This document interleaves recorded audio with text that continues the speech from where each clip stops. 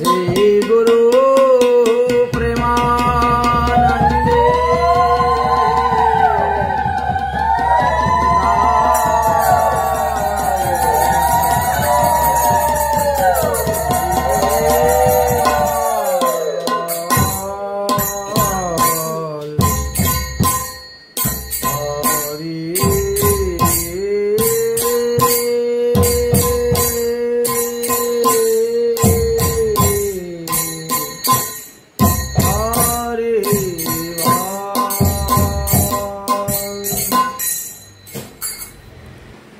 मन में बसा कर तेरी मूर्ति उतारो में गिरधर तेरी आरती उतारो में गिरधर तेरी आरती मन में बसा कर तेरी मूर्ति मन में बसा कर तेरी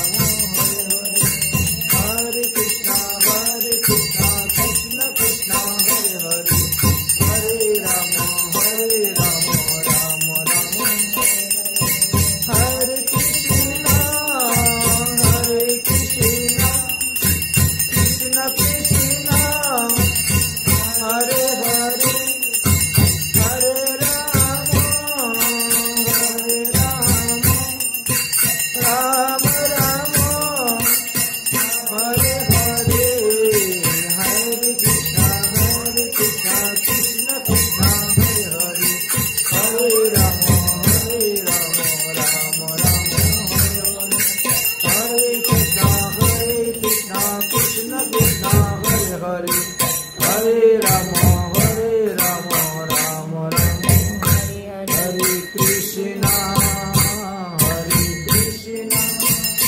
कृष्णा कृष्णा हरे हरे राम राम राम हरे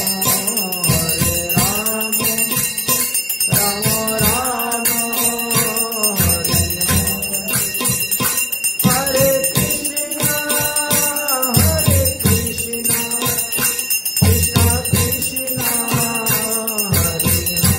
कृष्णा हरे हरे राम राम राम हरे हरे हरे कृष्णा कृष्णा कृष्णा हरे हरे हरे राम राम राम हरे हरे हरे कृष्णा कृष्णा कृष्णा हरे हरे हरे राम राम राम हरे हरे जय राधे जय राधे जय राधे जय राधे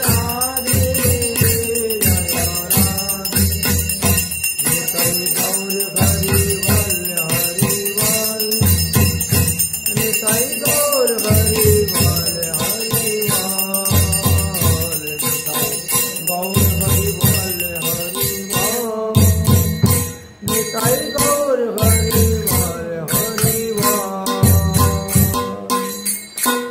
गुरुवे गौरचन्द्राय राधिकायै तदालयै कृष्णाय कृष्ण भक्ताय तद्भक्ताय नमो नमः ग्रन्थेर आरम्भे करि मंगलाचरण गुरु वैष्णव भगवान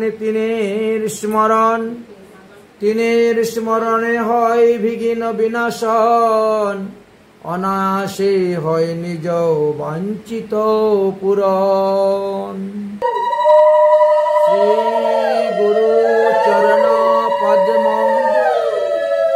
কেবল ভক্তি সদ্ম বন্দিময়ী সাবধান শনে যাহার প্রসাদে ভাই এ ভব তরিয়া যায় কৃষ্ণ প্রাপ্তি হয় যাহা হতি। আমরা যে কোনো কার্য আরম্ভ করতে গেলে আগে গুরুদেবকে স্মরণ করি, গুরুদেবীর চরণ বন্দনা করে থাকি। ভগবান শ্রীকৃষ্ণ এই কথাই বলে গিয়েছেন। ভগবান বলছেন প্রথমচ্চ গুরু পূজা ততৈবশ্চ মমার্চনম। গুরু থইয়া গোবিন্দ ভজে সেই পাপী নরকে মজে। তাই শ্রী গুরুর চরণ বন্দনা করে তিনার কাছ থেকে আদেশ নিয়ে তারপরে রাধা গোবিন্দর সেবা পূজা করতে হয়, পঞ্চতত্ত্বের উপাসনা আদি করতে হয়। প্রতিটি যুগে যুগেই ভগবানের এক একটা যুগ অবতার থাকে। মন্বন্তর অবতার, যুগ অবতার, আবেশ অবতার, লীলা অবতার, গুণ অবতার, এইভাবে ভগবানের অনেক অনেক অবতার আছে। এই অবতার গুলা এক একটি স্থানে এক একভাবে সেবা পূজা হয়ে যাচ্ছে। শ্রীমদ্ ভাগবত মহাপুরাণে যখন সপ্তদ্বীপা পৃথিবীর কথা বর্ণন করলেন, তখন দেখা যায় এক একটা দ্বীপের লোক এক একভাবে ভগবানের আরাধনা করে থাকেন, ভগবানের সেবা পূজা করে। কেউ সাকার, কেউ নিরাকার ভাবে ভগবানের উপাসনা করেন। তো ভগবানের উপাসনার রাস্তাটা আমাদেরকে কে দেখান? সদ্গুরুদেব। সদ্গুরুদেব আমাদেরকে ভগবানের পাদপদ্ম লাভ করার উপায় বা ভগবানের উপাসনার উপায় বলে দেন। এবার গুরু কাকে বলা হয়? বলছেন গু মানে অন্ধকার, রু মানে আলো। যিনি অন্ধকার হইতে আলোর রাস্তা দেখান তিনাকে গুরু বলা হয়। কিন্তু ভাগবতে আরো বিশেষ অর্থে বললেন বললেন যে যিনি কৃষ্ণ তত্ত্ববেত্তা তিনি গুরু হয়। যিনি কৃষ্ণ তত্ত্ববেত্তা তিনি গুরু হন। অর্থাৎ ভগবান শ্রীকৃষ্ণের সঙ্গে আপনার সম্বন্ধ যিনি জুড়ে দিবেন, ভগবান শ্রীকৃষ্ণ পাদপদ্ম লাভ করার উপায় যিনি বলে দিবেন, সংসার বন্ধন মুক্ত করার পথ যিনি দেখিয়ে দিবেন, তিনাকেই গুরু বলা হয়েছে। এই জন্য শ্রীমদ্ ভাগবত মহাপুরাণের পঞ্চম স্কন্ধের পঞ্চম অধ্যায়ের 18 নম্বর শ্লোকেতে বললেন, শুধু কানের মধ্যে ফু দিলেই গুরু হওয়া যায় না। আমরা মনে করি ইনি আমার কানের মধ্যে ফু দিয়েছেন, উনি আমার গুরু। ঠিক আছে, এটা সাধারণ অর্থ।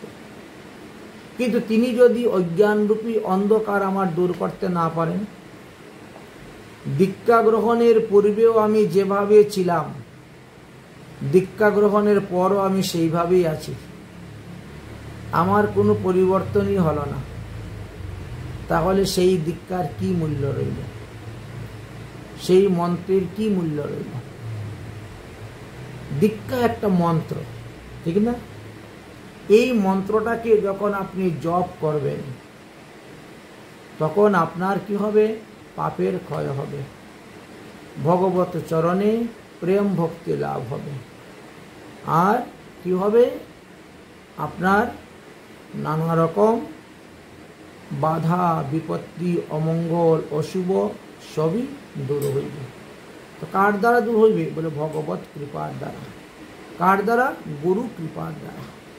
তো গুরুদেব কি করেন? আমাদের কানের মধ্যে একটা বীজ দেন।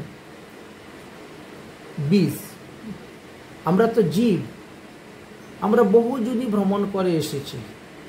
ভ্রমিতে ভ্রমিতে কোনো ভাগ্যবান জীব গুরু কৃষ্ণ প্রসাদে পায় ভক্তি লতার বীজ। কানের মধ্যে যে ফু দিয়ে দীক্ষা দেন, এতে কি দেন? এতে ভক্তি লতার বীজ দেন। ভক্তির দ্বারাই ভগবানকে পাওয়া যায়, ভগবানকে ভক্তির দ্বারাই লাভ করা যায়, ভক্তির দ্বারা ভগবানকে বশ করা যায় এবং ভক্তির দ্বারাই মুক্তি লাভ করা যায়। ভক্তির দ্বারাই এই পুনরূপী জননম, পুনরূপী মরণম, পুনরূপী মাতৃ জঠরে শয়নম, এই কিতাব জ্বালা থেকে আপনি মুক্তি লাভ করতে পারবেন, এই ভব রূপ থেকে আপনি মুক্তি লাভ করতে পারবেন এই ভক্তির দ্বারা।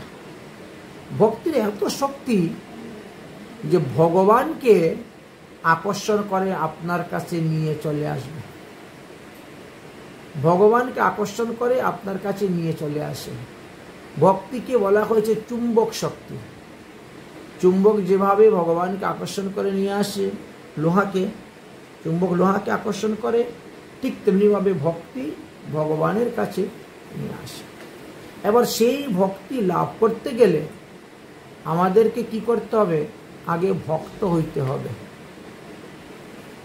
কারণ ভক্তি কখনো আপনা আপনি কারো হৃদয়ের মধ্যে উদয় হন না, প্রকাশ হন না, প্রস্ফুটিত হন না। ভক্তি কখন আপনার হৃদয়ে প্রস্ফুটিত হবেন? যখন আপনি ভক্ত সঙ্গ করবেন, ভক্ত সেবা করবেন, ভক্ত মুখে ভাগবত কথা শ্রবণ করবেন, তখন আপনার হৃদয়ের মধ্যে এই ভক্তির প্রকাশ হইবে। এই জন্য ভক্তি মন্দিরে প্রবেশ করতে গেলে আমাদেরকে 9টা সিঁড়ি অতিক্রম করতে হয়। প্রথম সিঁড়ির নামই হয়েছে আমাদের সাধুসঙ্গ। এই জন্য সাধুসঙ্গ না করলে ভক্তি রাজ্যে প্রবেশ করা যায় না। সাধুসঙ্গের দ্বারা আপনি কি করবেন? সাধুমুখী হরিকথা শ্রবণ করবেন। এই শ্রবণাঙ্গ ভজনটাই হলো ভক্তিপথে প্রবেশের প্রথম সূত্র।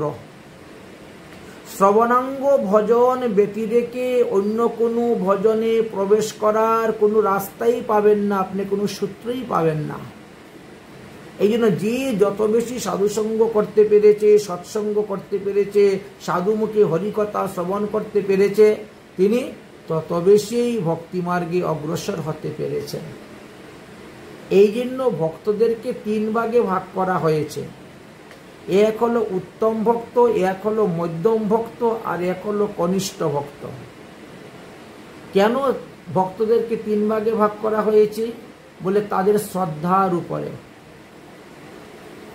শ্রদ্ধাবান জন হইবে ভক্তির অধিকারী। যাদের হৃদয়ের মধ্যে শ্রদ্ধা নেই তারা কখনো ভক্তি রাজ্যে প্রবেশ করতে পারে না। তাহলে শ্রদ্ধা কাকে বলা হয়? বলে শ্রদ্ধা শব্দের অর্থ কহিত বিশ্বাস।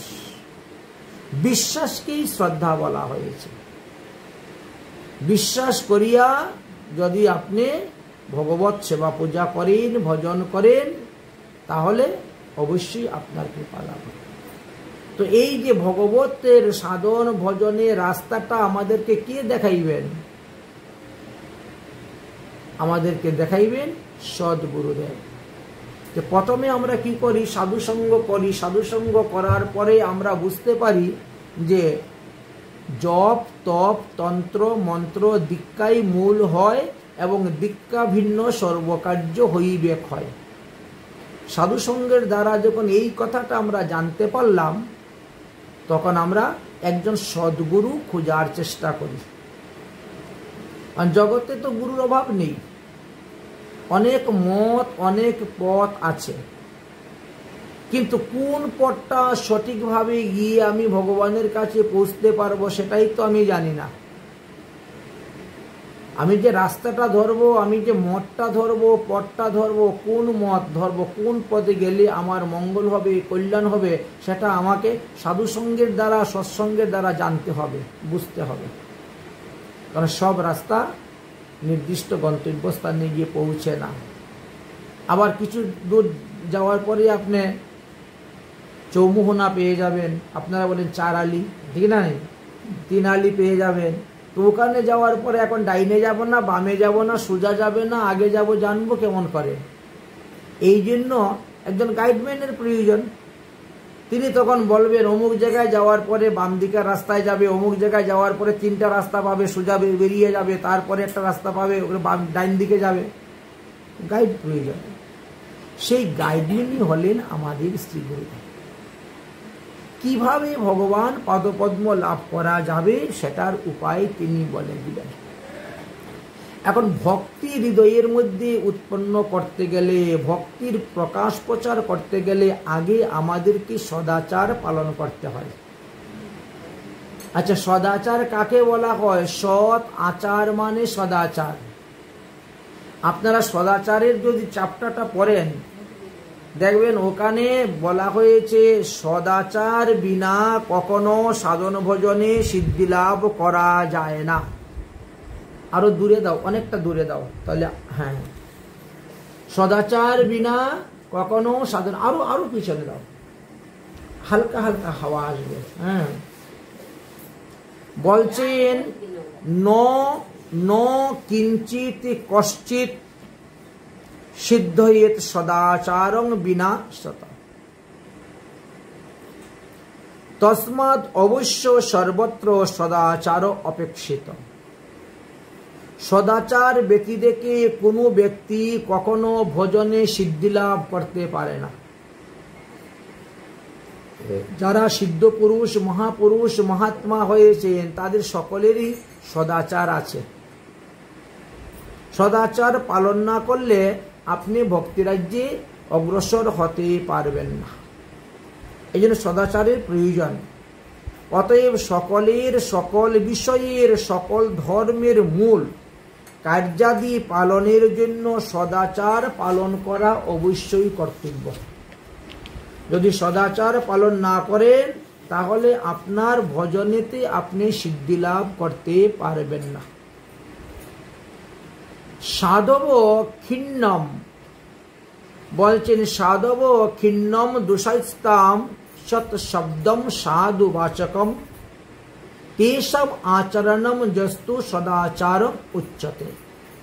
এবার সদাচার কাকে বলা হয় এই বিষয়ে যখন আলোচনা করলে তখন বললেন, যাহার হৃদয়ে দোষাবলী ক্ষীণতম হইয়াছে।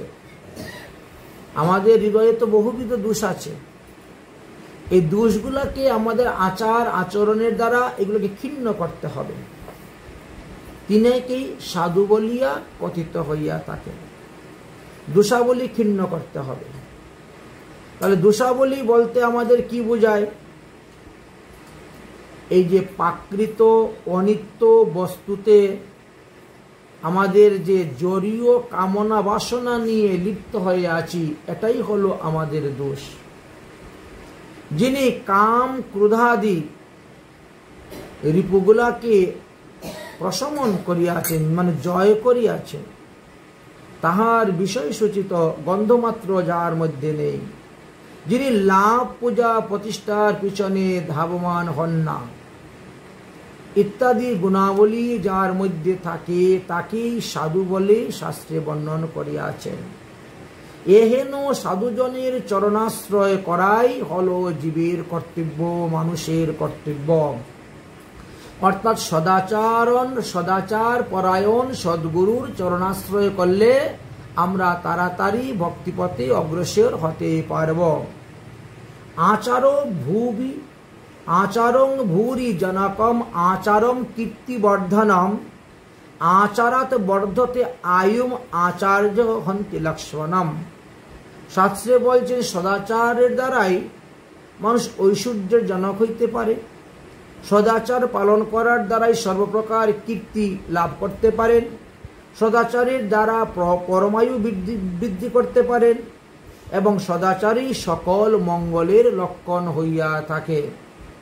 সদাচার মানুষের দরিদ্রতাকে দূর করে, সদাচার মানুষের সুখ প্রদান করে, সদাচার মানুষের দুঃখকে নাশ করে, এমনকি সদাচার অপমৃত্যু আদি অমঙ্গলকেও নষ্ট করিয়া দেয়। এখন বললেন যে সদাচারটা কিভাবে পালন করতে হবে। বলে গৃহস্থ যদা কর্মম ইচ্ছানম পরিপালনম নহি সদাচারং বিহীনশ্চ সুকমত্তেরো পরন্তৌ চ যজ্ঞ দান তপস্বীনাং পুরুষৈশ্চ নৌ ভূয়তে ভবন্তি যত সদাচারং সন্মুখ লঙ্ঘনম বর্ততে। গৃহস্থ ব্যক্তি সদাচার কার্যাদি সম্যক রূপে পালন করা উচিত। এই গৃহস্থ আশ্রমের কথা আলোচনা করতে গিয়ে বেদেতে 16,000 শ্লোকের কথা বর্ণন করে গিয়েছেন, কিন্তু আমরা তো সবাই গৃহস্থ আশ্রমে প্রবেশ করি, বিবাহ করে লোক গৃহস্থ আশ্রমে প্রবেশ করে, কিন্তু কজনের ঘরে বা কয়টা বেদ আছে আর কে কখনো পড়ে। আমরা বেদবিহিত কর্ম যদি করতাম তাহলে তো আমাদের সংসারটা সুখের সংসার হতো। আমরা বেদে যাহা নিষেধ সেই সমস্ত কর্ম করি বলেই আমাদের সংসারে দুঃখ, রোগ সুখ ব্যাধি অভাব অনটন সবকিছু লেগে থাকে।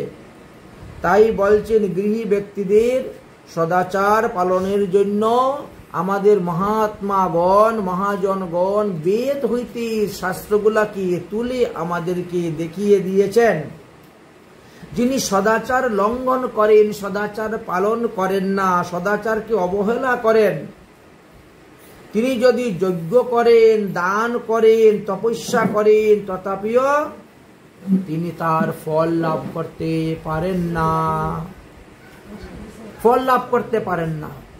এই জন্যই দেখেন আমরা যখন কাউকে যজ্ঞতে বসাই তখন কি বলি, না না একটা তুলসীর মালা গলায় দাও, ঊর্ধ্বপুণ্ড তিলক দাও, ধুতিটা পরো, সকালে কিছু খাবে না, খালি পেটে থাকবে।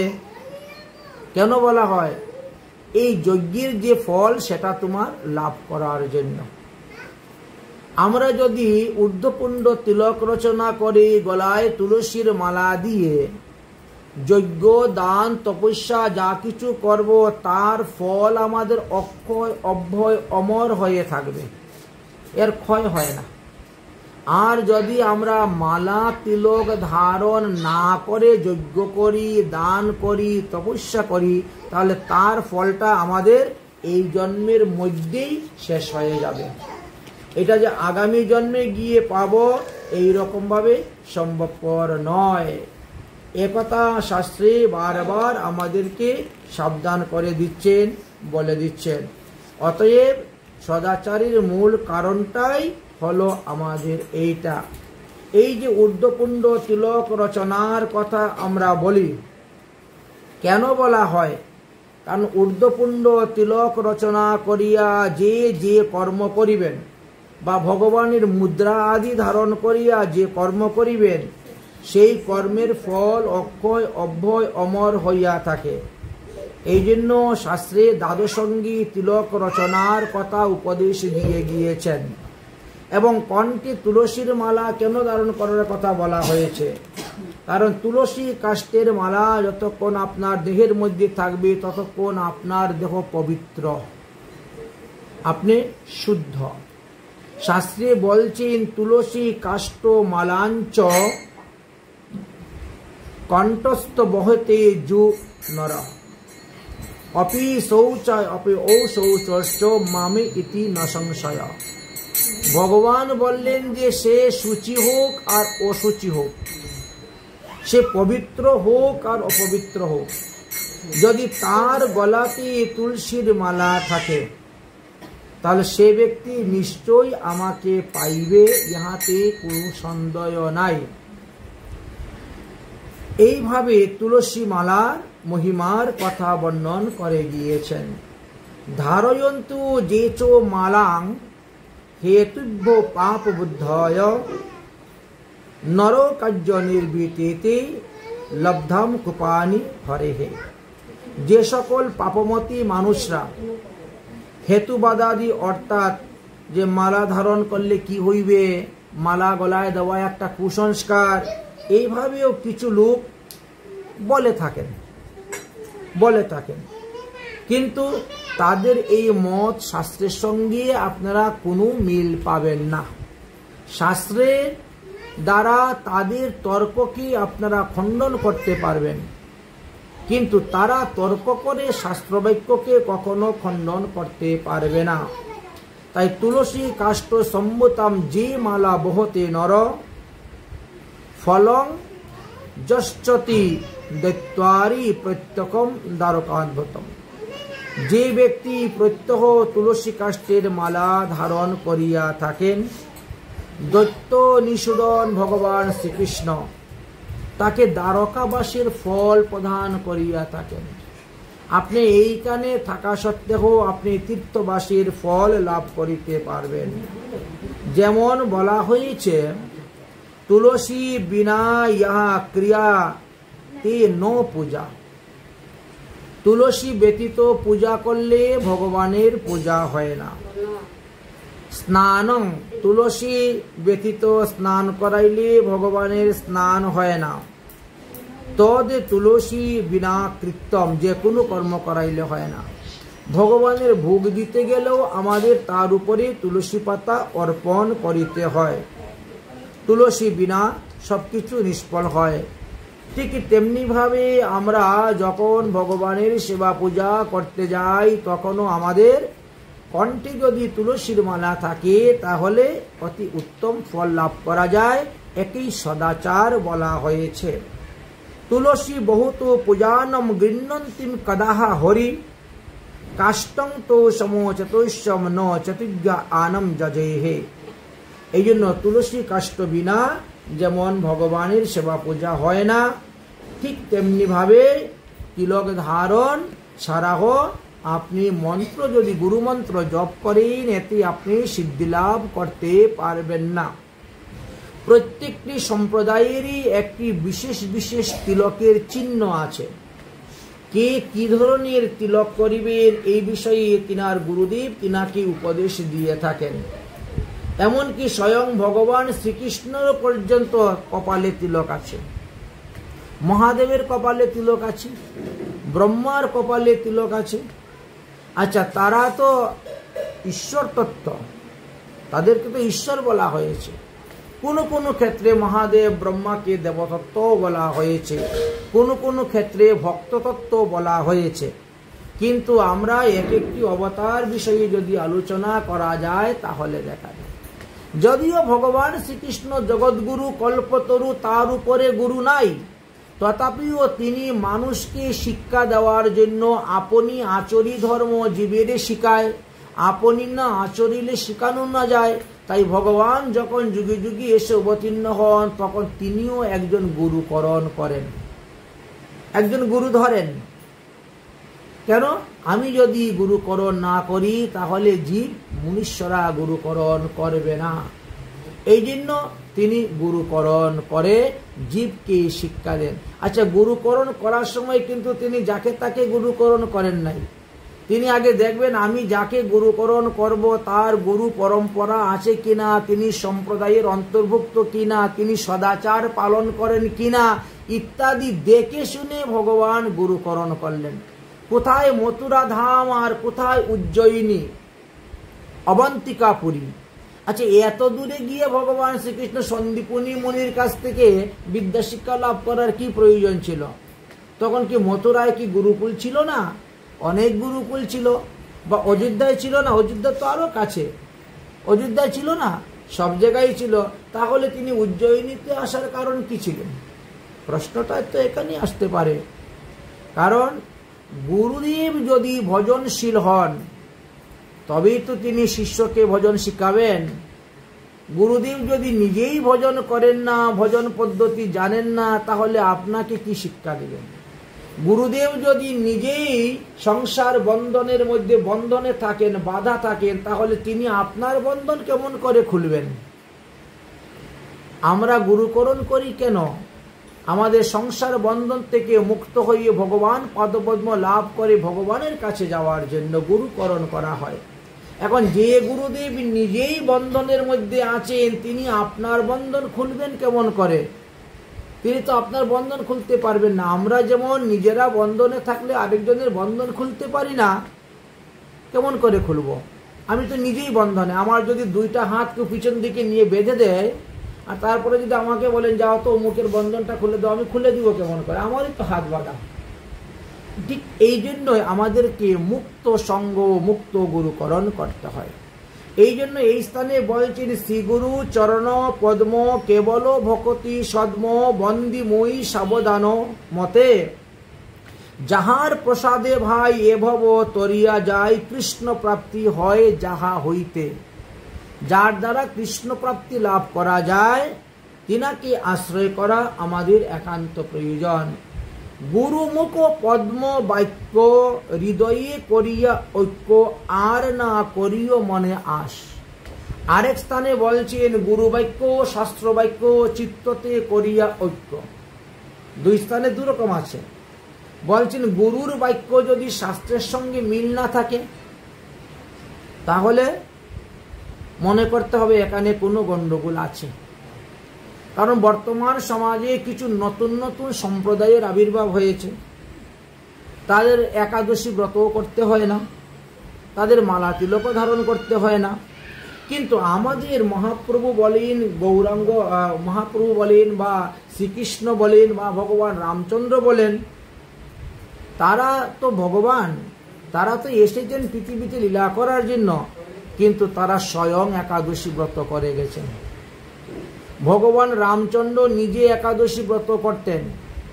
তিনার বাবা দশরথ মারা গেলেন, একাদশী দিনে শ্রাদ্ধ করলেন না, বলে না একাদশীতে শ্রাদ্ধ করতে নাই। কিন্তু আমাদের দেশের গুরু গোসাইরা অনেকেই বলে যা করো, করে যাচ্ছেন, কিন্তু মিলে না। এই জন্য বলছেন গুরু বাক্য শাস্ত্র বাক্য চিত্ততে করিয়া ঐক্য। এই জন্য শাস্ত্র পড়তে হবে। শাস্ত্র আমাদের 6টা আছে, 4 বেদ, 6 শাস্ত্র, 18 পুরাণ। এইগুলা যে যতটা পারো সংগ্রহ করে যদি পড়েন তাহলে বুঝতে পারবেন। গুরুমুখ পদ্মবাক্য, হ্যাঁ গুরুর বাক্যটাই আমার মন্ত্র, কিন্তু গুরুর বাক্যটা শাস্ত্রের সঙ্গে তো মিল হতে হবে। যদি শাস্ত্রের সঙ্গে মিল না থাকে তাহলে সেইখানে নানা রকমের পাপাদি উৎপন্ন হইবে এবং নানা রকমের দুঃখ উৎপন্ন হইতে পারে, আমার অপব্যয় হইতে পারে, এতে ক্ষতি হইবে। তা শাস্ত্রের সঙ্গে মিল পাওয়া যাচ্ছে না। গুরুমুখ পদ্মবাক্য হৃদয়ে করিয়া ঐক্য আর নাহি করিও মনে আশা। শ্রীগুরু চরণে রতি সেই সেই উত্তম গতি যে প্রসাদে পুরী সর্ব আশা। এই জন্য গুরু বাক্যকে শাস্ত্রের সঙ্গে মিলাইয়া দেখতে হবে, দেখে আমাদেরকে মানতে হবে। আর যদি গুরু বাক্য যদি শাস্ত্রের সঙ্গে মিল না থাকে তাহলে সেখানে সেই গুরুবাক্য না মানলেও আমাদের অপরাধ হবে না, পাপ হবে না। তার দৃষ্টান্ত আমরা পেয়েছি, ভগবান যখন বামন রূপ ধারণ করে বলিরাজার কাছে গিয়েছিলেন, তখন বলি এবং শুক্রাচার্য সংবাদের মধ্যে সেখানে আমরা এই দৃশ্যটা পেয়েছি। এখন বলছেন যে চক্ষুদান দিলা যেই, চক্ষুদান মানে কি? জ্ঞানের আলো যিনি দেখাইলেন। চক্ষুদান দিলা যেই জন্মে জন্মে প্রভু সেই দিব্য জ্ঞান দিদে করি প্রকাশ। দীক্ষা দেওয়ার পরে কি হয়? একটা দিব্য জ্ঞান হৃদয়ের মধ্যে প্রকাশ হয়, যে এটাকে বলা হয় জ্ঞান অগ্নি বা জ্ঞান আলো, যার দ্বারা আমরা পূর্ব পাপের জন্য অনুতপ্ত হই এবং পরে আবার যাতে সেই পাপ না করি সেই জন্য আমরা সচেতন হই এবং চেষ্টা করব যে এই পাপ থেকে বিরত থাকার জন্য। তবেই আমরা প্রেম ভক্তি লাভ করতে পারব। প্রেম ভক্তি যাহা হইতে অবিদ্যা বিনাশ করে, বেদে গায় যাহার চরিত্র। যে গুরুদেবের সেবা করে, যে গুরুদেবের পূজা করে, যে গুরুদেবের আদেশ পালন করে, আমরা আমাদের অবিদ্যারূপী আমাদের যে প্রাকৃত জগতের সংসারের প্রতি যে মায়াজাল মোহজাল, আমার ছেলে, আমার মেয়ে, আমার বাড়ি, আমার গাড়ি, এইগুলাকে অবিদ্যা বলা হয়েছে। এই অবিদ্যা যিনি নাশ করেন এবং ভগবত চরণে প্রেম ভক্তি প্রদান করে থাকেন, সেই গুরুদেবের মহিমাই বেদ বেদান্ত শাস্ত্র পুরাণে বর্ণন করে গিয়েছেন। আর সেই গুরুদেবেরই সেবা পূজার কথা বলে গিয়েছেন। শ্রী গুরু করুণার সিন্ধু অধম জনার বন্ধু। গুরুদেব তো করুণার সিন্ধু, তিনি দয়া করে কৃপা করে আমার মতো অযোগ্য ব্যক্তিকে যোগ্য করলেন, অপাত্রকে পাত্র করে দিয়েছেন। এটা গুরুদেবের কাজ, অযোগ্যকে যোগ্য ব্যক্তি করা এবং অপাত্রকে পাত্র করা। কিন্তু কিছু কিছু শিষ্য আছে, তারা যোগ্য হওয়ার পরে গুরুদেবকে অযোগ্য করার জন্য আরো উঠে পড়ে লেগে যায়। তারা নিজেরা পাত্র হওয়ার পরে গুরুদেবকে অপাত্র বানাবার চেষ্টায় উঠে পড়ে লেগে যায়। তো এদেরও কপালে দুঃখ হয়, আসবেই। শাস্ত্রে বলছেন, শ্রী গুরু করুণা সিন্ধু অধম জনার বন্ধু, লোকনাথ লোকেরও জীবন। এই পদ যিনি রচনা করেছেন তিনি হলেন নরোত্তম দাস ঠাকুর মহাশয়। তিনার গুরুদেব হলেন শ্রী লোকনাথ।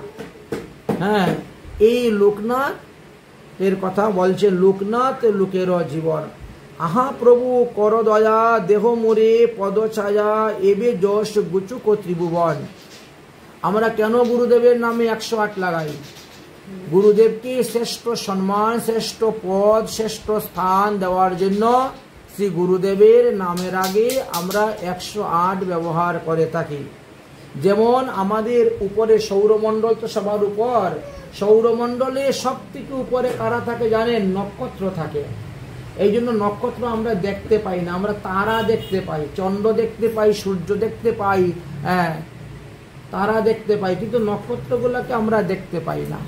এখন নক্ষত্র আমাদেরকে 27টা বলা হয়, যদিও অভিজিৎ নক্ষত্র নিয়ে 28টা হয়, তো এমনি সচরাচর 27টি নক্ষত্রের কথা সর্বত্র আলোচনা আছে। এখন 27টা নক্ষত্র পৃথিবীর চতুর্দিকে ঘুরে বেড়ায়, তো 4 27 108 হয়। আমাদের গুরুদেব তিনিও বহু স্থানে ভ্রমণ করে অপাত্রকে পাত্র করেন, অযোগ্য ব্যক্তিকে যোগ্য করেন, অসুচি ব্যক্তিকে সূচি করেন, অভক্তকে ভক্ত করেন। এই জন্য তিনিও সর্বত্র এইভাবে নক্ষত্রের ন্যায় সর্বত্র ঘুরে বেড়ান জীবের মঙ্গলের জন্য, জীবের কল্যাণের জন্য। এই জন্য গুরুদেবের নামের আগে আমরা 108 ব্যবহার করে থাকি। যখন কেউ জিজ্ঞেস করে আপনার গুরুদেবের নাম কি, তখন আমরা বলি 108 বা 78 অমুক বলা হইয়া থাকে। এই জন্য গুরুদেবের মহিমা যিনি জগতে প্রচার করেন, প্রকাশ করেন, তিনার মহিমা অটোমেটিকই বেড়ে যাবে। আর যে নিজের গুরুর নিন্দা করেন, অপযশ করেন, তারই অপযশ হইবে এবং তিনি দুঃখ সাগরে নিমগ্ন হইবেন, নরকাদি যন্ত্রণা ভোগ করবেন। এই জন্য বলছেন ঠিক আছে, গুরু করো জেনে আর জল খাও ছেনে। গুরু করার আগে জানো, শুনো, বুঝো, তারপরে গুরু করো। কেন আমরা গুরুকরণ করতেছি? দেহ সুখের জন্য না, দেহ সুখের জন্য গুরুকরণ করা হয় না। গুরুকরণ করা হয় আত্মকল্যাণের জন্য। আমার এই যে আত্মা, আত্মা বলতে আমি বলতে আত্মা, এই দেহটাকে আমি বলা হয় না।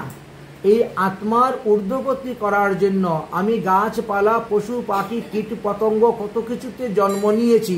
84 লক্ষ যোনি ভ্রমণ করতে করতে করতে করতে এবার ভগবতী কৃপায় এই দেবের দুর্লভ মনুষ্য জন্ম পেয়েছি। আর এই মনুষ্য জন্ম পেয়ে যদি আমি সদ্গুরুর চরণাশ্রয় করে সাধন ভজন না করি, তাহলে আবার আমাকে 84 লক্ষ যোনিতে ভ্রমণ করিতে হইবে। এটাই শাস্ত্রে প্রমাণ আছে। প্রহ্লাদ মহাশয় যে 5 বৎসরে ভগবান পেয়ে গেছেন, কিসের দ্বারা পেলেন? গুরু কৃপার দ্বারা। কারণ এইবার তিনি দেবশ্রী নারদকে গুরুরূপে গ্রহণ করেছিলেন।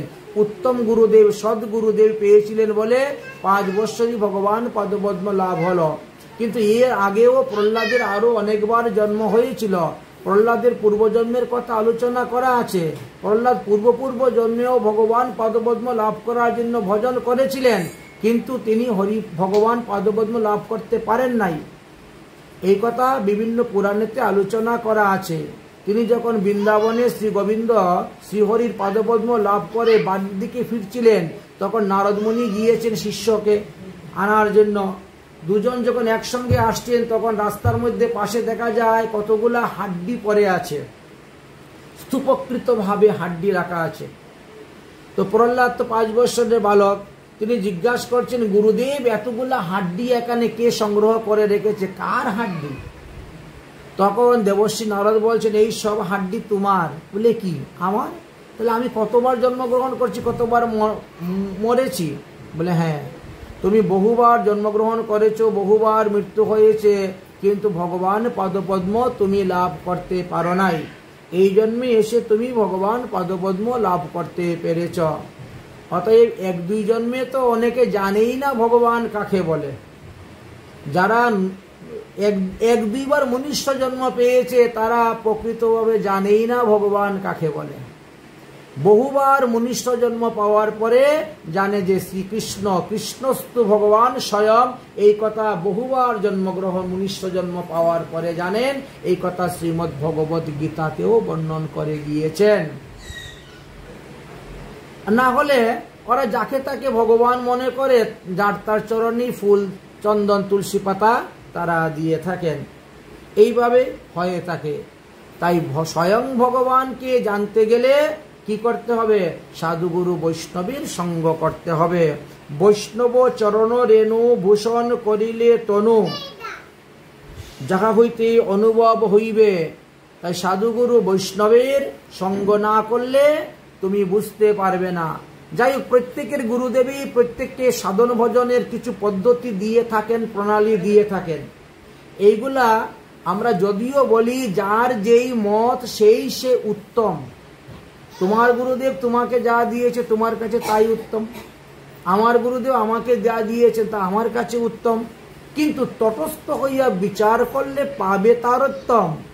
তুমি তোমার গুরুদেবের পক্ষ ছেড়ে দাও, আমি আমার গুরুদেবের পক্ষ ছেড়ে দিলাম, দুজন তটস্থ হলাম, মধ্যস্থ হলাম। মধ্যস্থ হয়ে আমরা দুজন যদি শাস্ত্রের শরণাপন্ন হই এবং শাস্ত্র নিয়ে আমরা নিয়ে আলোচনা করি দেখি, তাহলে বুঝতে পারবো যে এখানে পার্থক্যটা কি। তোমার গুরুদেবের উপদেশ আর আমার গুরুদেবের উপদেশ, দুটার মধ্যে পার্থক্যটা তখন বুঝতে পারবেন, না হলে এর আগে বোঝা যাইবে না। এই জন্য সাধুসঙ্গ, সাধুসঙ্গ অনুকরণ, ভজন হইবে মার্জন। ভজনকে যদি মার্জন করতে যাও, মার্জন না হলে তো জং ধরে যায়। দেখেন না, যত বাসনপত্র আছে, সে কাঁসার হোক, তামার হোক, পিতলের হোক, স্টিলের হোক, মাজা ঘষা না করলে তো ওতে জং ধরে যায়। কিন্তু যত মাজা ঘষা করবেন ততই চকচকে হবে। আর এই মাজা ঘষা করার জন্যই হলো আমাদের সাধুসঙ্গ। মার্জন হয় ভজন, সাধুসঙ্গে অনুক্ষণ, অজ্ঞান অবিদ্যা পরাজয়। আমাদের মনের মধ্যে যে একটা অজ্ঞানতা রয়ে গেছে, আমার গুরুদেব যা বলছেন তাই করব, এটা একটা অজ্ঞানতা। কারণ গুরু বাক্য শাস্ত্রের সঙ্গে মিল আসে কিনা ওটা আমরা দেখতে যাচ্ছি না, কিন্তু বারবার শাস্ত্রে বলছে তুমি দেখো শাস্ত্রের সঙ্গে তোমার এই বাক্যটি মিল আছে কিনা। আমরা সবাই প্রেম ভক্তি লাভ করার জন্য চেষ্টা করি, কিন্তু প্রেম ভক্তি লাভ করতে গেলে সহজ উপায় হলো নরোত্তম দাস ঠাকুর মহাশয়ের প্রেম ভক্তি চন্ডিকাটা পড়া। আমাদের নরোত্তম দাস ঠাকুর মহাশয় তিনি একখানা গ্রন্থ রচনা করে গিয়েছেন, গ্রন্থের নাম হলো প্রেম ভক্তি চন্দ্রিকা। আপনি ভগবত চরণে, গুরু চরণে, বৈষ্ণব চরণে কিভাবে প্রেম ভক্তি লাভ করতে পারবেন তার একটা পদ্ধতি তিনি দিয়ে দিয়েছেন। তিনি আমাদের গৌরীয় বৈষ্ণব, এই জন্য তিনি মহাপ্রভুর মত এবং মহাপ্রভুর পথ তিনি আশ্রয় করেছেন।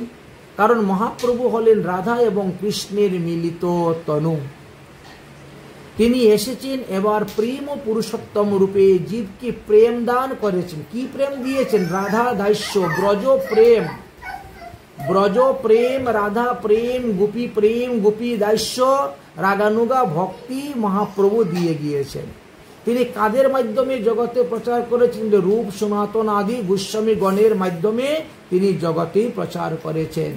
তাই জয় সনাতন রূপ প্রেম ভক্তি রসকূপ, যুগল উজ্জ্বলময় তনু, যাহার প্রসাদে লোকে পাশরিল সর্বসুখ, প্রকট কল্পতরু জনু। তাই রূপ সনাতন গোস্বামীর দ্বারা বৈষ্ণব স্মৃতি শাস্ত্রাদি গ্রন্থ রচনা করে আমাদেরকে অতি সহজ সরলভাবে দেখিয়ে গেলেন কিভাবে সাধন ভজন করলে ভগবান পাদপদ্ম লাভ করতে পারবে। কারণ বেদ বেদান্ত পরে আপনি কিচ্ছু বুঝতে পারবেন না। বেদের ভাষা এত কঠিন এবং এক একটা শব্দ বিভিন্ন অর্থ হয়, সাধারণ মানুষই বুঝতে পারে না, বড় বড় পণ্ডিতেরাও পর্যন্ত হিমশিম খেয়ে যান। এই জন্য আমাদের গোস্বামীগণ সেই বেদের শ্লোকগুলাকে সহজ সরলভাবে বাংলা ভাষায় অনুবাদ করে আমাদেরকে দেখিয়ে গেলেন যে রাধা কৃষ্ণের চরণে প্রেম ভক্তি লাভ করতে গেলে তোমাকে কিভাবে সাধন করতে হবে, ভজন করতে হবে, এই কথা বলে গিয়েছেন। তাই প্রেম ভক্তির রীতি যত নিজ গ্রন্থে শুভে তত ওদের নিজেদের গ্রন্থে রচনা করে গিয়েছেন, লিখিয়াছেন দুই মহাশয়। রূপ সনাতন তো লিখেছেন, তাছাড়াও আরো অন্যান্য গোস্বামীগণ তারাও রচনা করে গিয়েছেন। যাহার শ্রবণ হইতে পরমানন্দ হইবে চিত্তে, যুগল মধুর রসাশ্রয়। এই সমস্ত গ্রন্থ পড়লে পরে রাধা কৃষ্ণের চরণেতে আপনার মতি আসবে, ভক্তি আসবে, প্রেম আসবে। ভগবানের ভজন সবাই কম বেশি করেন, কেউ জ্ঞান মার্গে ভজন করেন, কেউ কর্ম মার্গে ভজন করেন, কেউ যুগ মার্গে ভজন করেন, আর কেউ ভক্তি মার্গে ভজন করিয়া থাকেন। এইভাবে চারটি মার্গ আমাদের প্রচলন আছে। তবে জ্ঞান, কর্ম, যোগ এই তিনটার দ্বারা ভগবান শ্রীকৃষ্ণকে বশ করা যায় না। জ্ঞান কর্ম যুগে নহি কৃষ্ণ বশ, কৃষ্ণ বশের হেতু চাই প্রেম ভক্তি রস। এই জন্য ভগবানকে বশ করতে গেলে আমাদেরকে প্রেম ভক্তি লাভ করিতে হইবে। আর সেই প্রেম ভক্তি লাভ করার উপায়ে আমরা যদি জানতে চাই তাহলে আমাদেরকে এই যে গোস্বামীগণের গ্রন্থ আদি আমাদেরকে পড়তে হবে, তবেই আমরা জানতে পারব। সেখানে আমাদের গোস্বামীগণ কি বলছেন? অন্য অবিলাস ছাড়ি জ্ঞান কর্ম পরিহরি, কায় মনে করিব ভজন, সাধু সঙ্গে কৃষ্ণ সেবা, না পুজিবে দেবী দেবা, এই ভক্তি পরম কারণ। তোমার মন 16 আনা মন ভগবান শ্রীকৃষ্ণের চরণে অর্পণ করে দাও। তুমি যদি মন এখন দুর্গাকে কিছু দাও, কালীকে কিছু দাও, গণেশকে কিছু দাও, অমুক তমুক সবাইকে ভাগ করে দাও, তাহলে ভগবানের চরণে আর কতটা গিয়ে পৌঁছিবে? যদিও বলছেন যে দেবদেবীর পূজা করলে সেই পূজা ভগবান শ্রীকৃষ্ণতে গিয়ে পৌঁছে, কিন্তু সেটা অবিধি পূর্বকম হইয়া থাকে। তাহলে অবিধি পূর্বক আমরা করতে যাব কেন? আমরা চাইব বিধি বিধান অনুসারে যদি অল্প করি তাও ভালো, অবিধি পূর্বক যদি বেশি করি তাতেও আমাদের কোনো লাভ হইবে না। এই জন্যই আমাদেরকে বলছেন যে দেখো, তোমরা এদিক ওদিক দৌড়াদৌড়ি না করে তোমরা দেখো মহাজনদেরকে, মহাজনের যেই পথ তাতে হোক অনুরোধ পূর্ব পর করিয়া বিচার। এই জগতে অনেক মহাজন আছেন, তো সব মহাজনের মত পথ কিন্তু এক নয়। এই জন্য পূর্ব মহাজনগণ কি বলেছেন আর বর্তমান জগতের মহাজনগণ কি বলতেছেন, এইগুলা বিচার করো, করে তুমি সেই মহাজনের মত, সেই মহাজনের পথ তুমি গ্রহণ করো, গড়ে তুমি অগ্রসর হও, তাহলে তোমার জীবন সফল হইবে। তাহলে কি বলছেন, মহাজনের যেই মত তাতে হোক অনুরোধ। গীতাতেও আমাদেরকে এই কথা বলেছেন, যজ্জত আচরিতেম শ্রেষ্ঠম তদনম অনুবর্ততে। শ্রেষ্ঠ লোকেরা যাহা আচরণ করে যাচ্ছেন তুমি তাহা আচরণ করো, সাধারণ লোকের তা দেখতে যাইও না। সাধারণ লোকেরটা দেখলে তোমার হবে না, কারণ সাধারণ লোকেরা যেগুলা করে তার মধ্যে ভ্রম, প্রমাদ, বিপ্রলিশ এবং কর্ণপটবতা দোষ, এই চারটা দোষ থাকে। আমরা শুনি একটা, বুঝি একটা, করি গিয়ে আরেকটা। এই কারণে এর মধ্যে অনেক দোষ থাকে। আর এই দোষ থেকে মুক্তির উপায় হলো পূর্বপর করিয়া বিচার। পূর্ব মহাজন কি বলছেন, তোমরা শ্রীকৃষ্ণের চরণ ভজন করো। আর বর্তমানে কিছু মহাজন বেরিয়েছেন, তারা বলছেন আমারই ভজন করো সর্বদেবময় গুরু, আর কারু ভজন করতে হবে না। বর্তমান কিছু নতুন সম্প্রদায়ের আবির্ভাব হয়েছে, তারা গুরু সেবা ছাড়া আর অন্য কিছুই জানেন না, অন্য কিছুই করেন না। কিন্তু এটা মহাজনের মত কতটুক, এই জন্য বলছেন যে মহাজন পূর্বেও ছিলেন, এখনো আছে, আরো ভবিষ্যতে আরো অনেক মহাজন প্রকট হইবেন, আবির্ভাব হইবেন। তবে তাদের এই মতপথগুলাকে বিচার করে তোমাদেরকে গ্রহণ করা উচিত। আর কি করতে হবে, আমি যার সঙ্গ করতে যাচ্ছি তিনি সৎ না অসৎ সেটাও আমাদেরকে বিচার করার কথা বলে গিয়েছেন। অসৎসঙ্গ, অসৎ ত্যাগ, ছাড়ো বিষয় অনুরাগ, কর্মী জ্ঞানী পরিহরি দূরে। হরিভজন করতে গেলে আমাদের কি অসৎসঙ্গ ত্যাগ করতে হবে, 1 নম্বরে। 2 নম্বরে বলেন এই বিষয়ের প্রতি আসক্তি কমাতে হবে এবং ভগবানের প্রতি আসক্তি বাড়াতে হবে। বুঝলেন, একমাত্র ভগবানকে আপন করে নিতে হবে, কারণ তিনি আপনাকে রক্ষা করতে পারবেন, এতদিন কেউ আপনাকে রক্ষা করতে পারবে না। যদিও আমরা মনে করি আত্মীয় স্বজন, ইষ্টি কুটুম্ব, ছেলে মেয়ে, পাড়া প্রতিবেশী এরা আমার নিকটে আছেন, ডাক দিলেই এদেরকে আমরা পাই, আপদ বিপদে তারা এসে আমাকে রক্ষা করবেন। এই জন্য তাদের প্রতি আমাদের ভালোবাসাটা একটু বেশি, আর ভগবানের প্রতি ভালোবাসাটা কম, কারণ আমরা তাকে ভুলোক ধামে আর ভগবান তাকে নিত্য গোলক ধামে। ওরে বাবা, কত কিলোমিটার দূর, তাই না? হাজার হাজার লক্ষ লক্ষ কোটি কোটি কিলোমিটার দূর। তো এত দূর থেকে এসে কি আমাকে রক্ষা করবেন? এই জন্য আমরা ভগবানের প্রতি একটু ভালোবাসাটা কম দেখাই, আর আত্মীয় স্বজন, পাড়া প্রতিবেশীর সঙ্গে, পরিবারের সদস্যদের সঙ্গে ভালোবাসাটা বেশি দেখাই। আচ্ছা, একবার দ্রৌপদীর চরিত্রের দিকে লক্ষ্য করেন তো। ভগবান শ্রীকৃষ্ণ তখন তো দ্বারকায় ছিলেন, তো হস্তিনাপুর হইতে দ্বারকা তো অনেক দূর, ট্রেনে যেতে গেলেও 2 দিন 2 রাত লেগে যায়। কোথায় ভারতবর্ষের ওই মাতা আর কোথায় এই মাতা, তাই না? দিল্লি পার হয়ে হস্তিনাপুর, তো কত দূর। আচ্ছা, পঞ্চপাণ্ডবের পাশা খেলা হলো, পাশা খেলায় পঞ্চপাণ্ডব হারলেন, দ্রৌপদীকে বেশ্যা বলে গালি দিল, দ্রৌপদীকে দুঃশাসন টেনে নিয়ে আসলো, এত বড় ভারী সভার মধ্যে সে তাকে বিবস্ত্র করবে, নাচাবে, কত কিছু করবে। দ্রৌপদীর তো মনে তো খুব বল, আমার পঞ্চস্বামী আছে, পঞ্চস্বামী থাকতে আমার কিছু করতে পারবে দুঃশাসন? পারবে না। কিন্তু বলো কিছুই করলেন না, আর পঞ্চস্বামী পাশা খেলা হেরে গেছে, তারা কি করবে? তারা নিজেরাই নিজেকে রক্ষা করতে পারছে না, তো দ্রৌপদীকে রক্ষা করবে কেমন করে? আচ্ছা, স্বামীরা যখন হেরে গেল, পারল না, যাই হোক, রাজা তো আছেন, রাজা তো ন্যায় অন্যায় বিচার করার জন্য তো রাজা। কিন্তু রাজা যে অন্ধ রাজা, এত জন্ম অন্ধ কি, এত আরো সবচেয়ে বেশি পুত্র অন্ধ।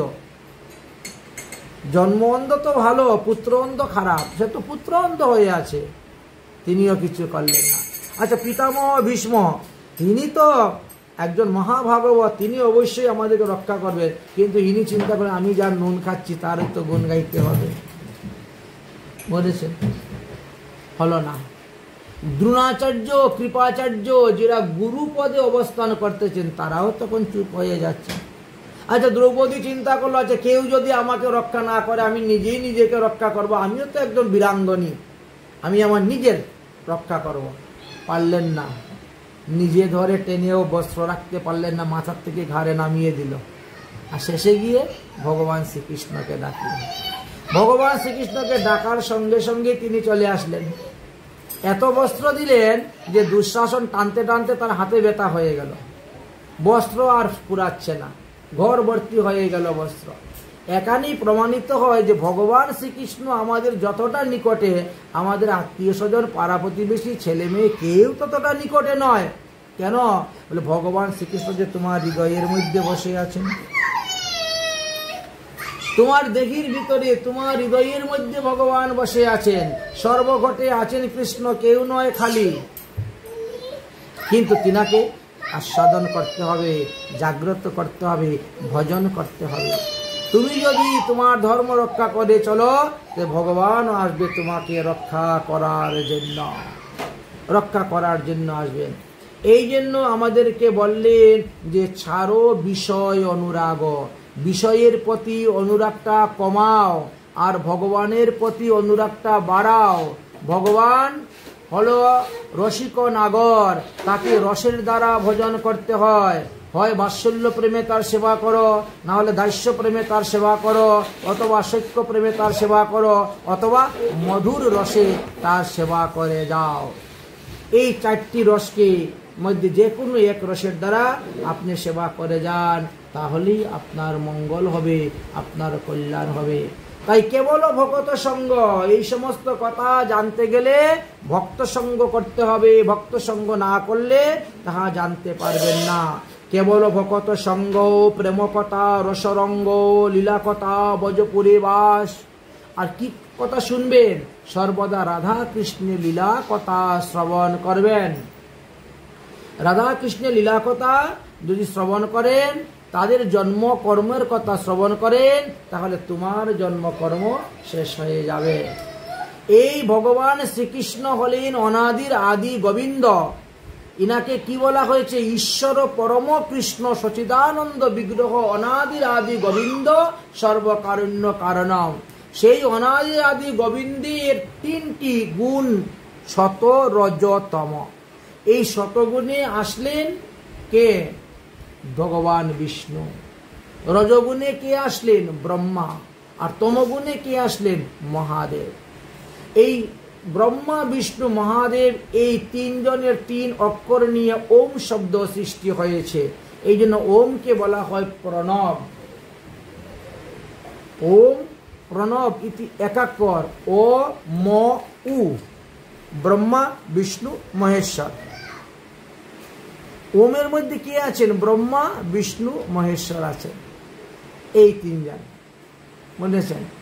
আর এই তিনজনকে ভগবান শ্রীকৃষ্ণের গুণ অবতার। গুণ অবতার ভগবান শ্রীকৃষ্ণের গুণ অবতার। এবং সেই ওম কি? নিরাকার ব্রহ্ম।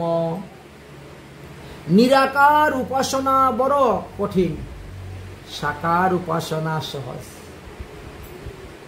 সহজ এই কথা শ্রীমদ্ ভাগবত মহাপুরাণে উদ্ধবকে ভগবান শ্রীকৃষ্ণ বললেন। এই জন্য সাকার উপাসনা করার জন্য ভগবান শ্রীকৃষ্ণ উদ্ধবকে বললেন, উদ্ধব আমার 8 প্রকার বিগ্রহ আছে। শৈলময়ী বিগ্রহ, ধাতুময়ী বিগ্রহ, দারুময়ী বিগ্রহ, মৃত্তিকাময়ী বিগ্রহ, বালিময়ী বিগ্রহ, লেক্যময়ী বিগ্রহ, মনোময়ী বিগ্রহ, মণিময়ী বিগ্রহ, প্রতিমা অষ্টবিধা মতা। আমার 8 প্রকার বিগ্রহ আছে। এই 8 প্রকার বিগ্রহের মধ্যে যে কোনো এক প্রকার বিগ্রহই যদি কেউ শ্রদ্ধার সহিত, ভক্তির সহিত, প্রেমের সহিত সেবা পূজা করে যায়, তাহলে তার মঙ্গল হবে, তার কল্যাণ হবে। এই জন্য আমাদেরকে কর্মী জ্ঞানী যোগীদের সঙ্গ করতে বৈষ্ণবদেরকে নিষেধই করে দিয়েছেন। এদের সঙ্গ করলে তোমার ভক্তিটা হ্রাস পেয়ে যাবে, বৃদ্ধি হবে না। ভক্তিকে বৃদ্ধি করতে গেলে কি করতে হবে বলে, স্বজাতীয় বৈষ্ণবের সঙ্গ করতে হবে। যোগী, সন্ন্যাসী, কর্ম জ্ঞানী, অন্য দেব পূজক, ধ্যানী, ইহলোকে দূরে পরিহর। কাদের সঙ্গ করা নিষেধ? এক হলো যোগী, দ্বিতীয় হলো সন্ন্যাসী, তৃতীয় হলো কর্মী, চতুর্থ হলো জ্ঞানী। অর্থাৎ যোগীরা কেন বলে, যোগীরা পরমাত্মার ধ্যান করেন। আমাদের দেহের মধ্যে 8 চক্র আছে, কিন্তু এই 8 চক্রের মধ্যে 6 চক্রের কথা সব জায়গাতে বিশেষভাবে বর্ণন করে দিয়েছে। ষট চক্র, কিন্তু 8 চক্র আছে।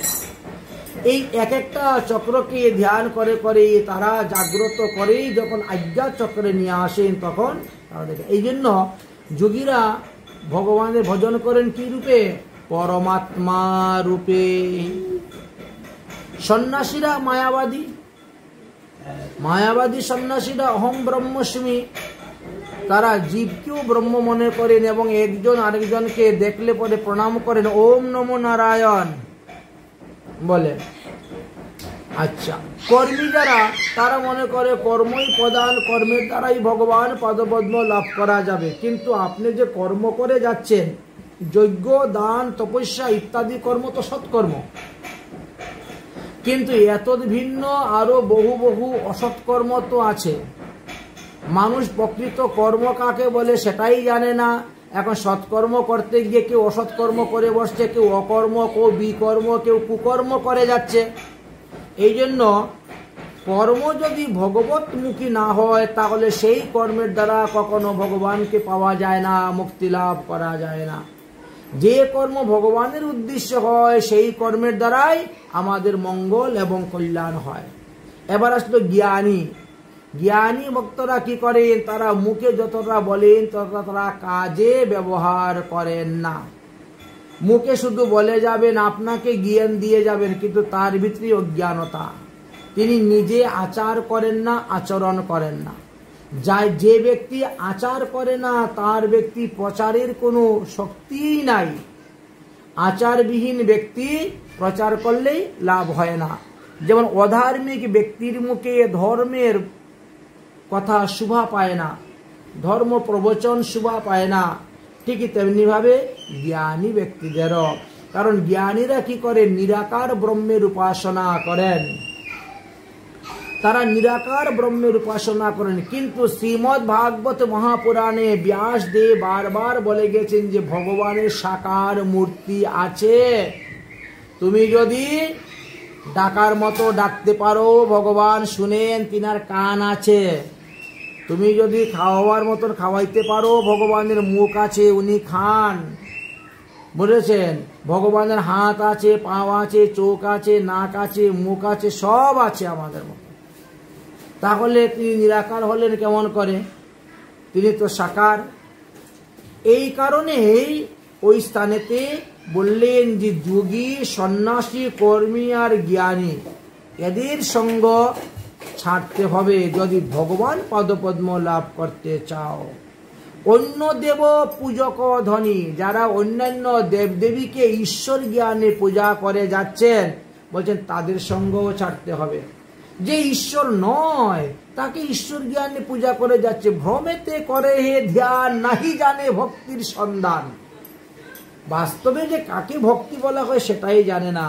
এই জন্য বলছে নিহলোকে দূরে পরিহরি, এদেরকে বাবা দূর থেকে রাধে রাধে, দূরে পরিহরি। ধর্ম কর্ম দুঃখ সুখ যেবা থাকে অন্য যুগ ছাড়ি ভজ গিরিবর ধারী। ভজন যদি করতে হয় তাহলে শ্রীকৃষ্ণের ভজন করো, গিরিবর ধারী। ভগবান শ্রীকৃষ্ণ 7 বৎসর বয়সে 7 ক্রুশ লম্বা মানে 21 কিলোমিটার লম্বা গিরিরাজ গোবর্ধন পর্বতকে বাম হাতের কানি আঙ্গুলের উপরে, কনিষ্ঠ আঙ্গুলের উপরে 7 দিন 7 রাত তুলে ধরেছেন। এটাই হলো ভগবানের বিশেষ মহিমা। আজকালকে যারা ভগবান সেজেছেন আর ভগবান বলে জগতে প্রচার করছে, তাদেরকে 5 কিলো ওজনের একটা পাথর দিয়ে বলেন তো দেখি 7 দিন ধারণ করে রাখেন তো কানি আঙ্গুলের মাথার উপরে, তাহলে বোঝা যাবে আপনি কত বড় ভগবান হয়েছেন। এইখানেই আমাদেরকে প্রমাণ করলেন। তারপরে কি বললেন? বললেন তীর্থযাত্রা। তীর্থযাত্রার মধ্যে আমরা শ্রীধাম বৃন্দাবন, নবদ্বীপ ধাম, নীলাচল ধাম, এইগুলা কিন্তু তীর্থ নয়, তীর্থ থেকে আরো অনেক উপরে। এইগুলা তীর্থ হইতে আরো অনেক উপরে, এগুলা ধাম। তাই বলছেন তীর্থযাত্রা পরিশ্রম কেবল মনের ভ্রম সর্বসিদ্ধি গোবিন্দ চরণ। তীর্থযাত্রা করলে কি হয়? পাপের নাশ হয়। আমরা এখানে থেকে বাড়িঘরে যে সমস্ত পাপ করেছি, তীর্থে গেলে পরে, তীর্থে স্নান করলে, তীর্থের সেবা করলে, তীর্থের সাধুগুরু বৈষ্ণবের সেবা করলে আমাদের কি হয়? পাপের নাশ হয়। কারণ সেখানে দান করা হয়। দান করলে কি হয়? ধন শুদ্ধি হয়। দান করলে কি হয়? দুর্গতি নাশ হয়। দানেতে দুর্গতি খণ্ডে, নামে খণ্ডে পাপ, আর সদ্গুরুর উপদেশে খণ্ডিবে জীবের কুস্বভাব। এই জন্যই আমাদেরকে সদ্গুরুর চরণাশ্রয় করতে হয়। যদি সদ্গুরুর চরণাশ্রয় না করি তাহলে আমাদের কুস্বভাবটা কখনো যাবে না, আমাদের কুসংস্কার কখনো যাবে না। তাই ধীর বিশ্বাস হৃদে করি মত মৎসর্য পরিহরি সদা কর অনন্য ভজন। তাহলে ভগবানের ভজন আমাদেরকে করতে হবে, এবং সেই ভজনটা কিরকম হতে হবে? বলে অনন্য ভজন, মানে এক দেবা এক সেবা, পতিব্রতা রমণীর মতন। পতিব্রতা রমণী যেমন নিজের স্বামীর সেবা করেন, অন্য পুরুষের সেবা করেন না, ঠিক তেমনি ভাবে সদা করো অনন্য ভজন।